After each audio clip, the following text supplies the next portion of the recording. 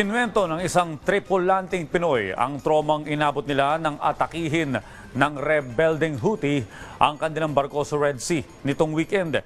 Dahil sa nangyari, nasugatan ang ilang crew at nasira rin ang kanilang barko. Si Rod Lagusad sa detalye.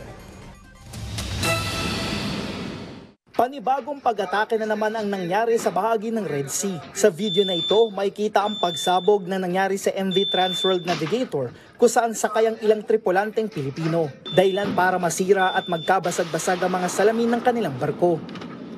Sa ulat ng US Central Command, ang Iranian-backed na Houthis ang umatake sa MV Transworld Navigator na isang Liberian flag, Greek-owned at operated na bulk carrier gamit ang hinihinalang uncrewed aerial system. Dahil dito nagtamo ng minor injuries ang ilang sakay na crew at moderate na damage naman ang barko. Ito na ang ika-4 na pag-atake ng Houthi sa naturang vessel. Kasama ang kapatid ni PTV News anchor Dominic Almelor na si Joel Almelor sa mga tripulante na sakay nito. Anya gabi pa lang ng Sabado oras sa Pilipinas nang magsabi ang kanyang kapatid na inatake ng barkong sinasakyan nila. Kwento ng kanyang kapatid, nagising na lang sila mula sa malakas na pagsabog.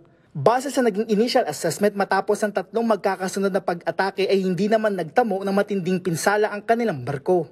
Sabi ko, Nazareno, Nuestro Padre Jesus Nazareno, tulungan mo po yung kapatid ko, yung mga kasamahan niya sa barko na iligtas po kasi hindi ko po kakayanin kung may mangyari pong masama sa kapatid ko dahil naghahanap buhay lang naman po sila.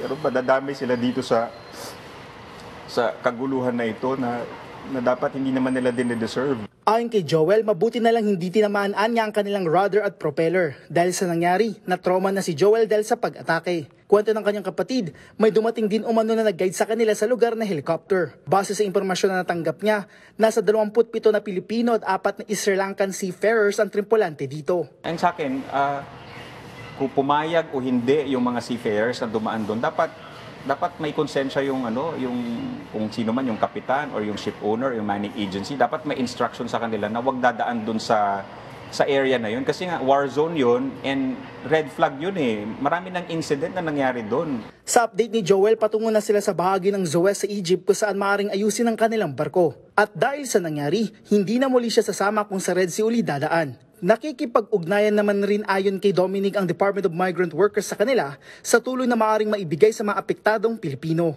Rod Lagusad, para sa Pambansang TV, sa Bagong Pilipinas.